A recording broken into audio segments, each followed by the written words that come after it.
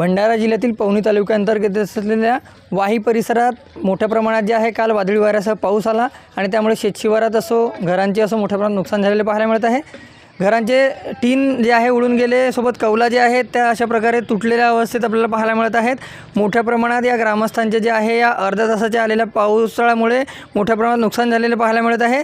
या शेतकऱ्यांचे जे आहे अन्नधान्य घरी ठेवलेलं होतं ते कुठंतरी ओलं झालं, सोबतच धान्याचे पोते असो त्यांचे काही जे असे अन्नधान्य होतं ते मोठ्या प्रमाणात जे आहे ओलं झालेलं आहे आणि त्यामुळे शेतकऱ्यांचे मोठ्या प्रमाणात नुकसान झालेले पाहायला मिळत आहे। आंब्याचे झाडं मोठ्या प्रमाणात तुटून पडलेले आहेत, तर त्यांचे आंबेसुद्धा देखील गळून पडलेले पाहायला मिळत आहेत। मोठ्या प्रमाणात शेतशिवारात असो या गावात असो मोठं नुकसान झाले आणि त्यामुळे जे आहे नुकसान भरपाईची मागणी शेतकऱ्यांनी केली। आपल्यासोबत शेतकरी आहेत, बोलून घेऊया त्यांच्यासोबत काय म्हणतात। काय सांगाल दादा, कशा प्रकारे नुकसान तुमचं झालेलं आहे? माझे पूर्ण नाव महेश नामदेव लांजेवार, मी या गावचा रहिवासी आहे आणि काल 4-4:15 वाजता सुमारास खूप पाऊस आला आणि हवा तर एवढी खूपच ती जेणेकरून वारा धुवून आले, गारपीट आणि झाडं तुटले आणि असे घरं झाले।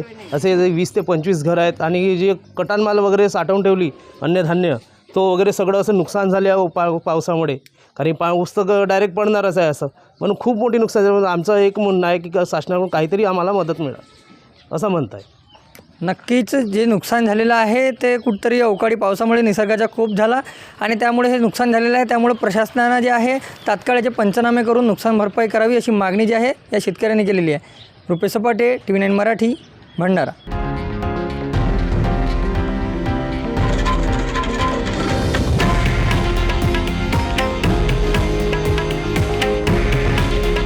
हे आहे देशातील नंबर 1 न्यूज नेटवर्क आणि आपण पाहत आहात TV9 मराठी। काळजी तुमची, हित महाराष्ट्राचं।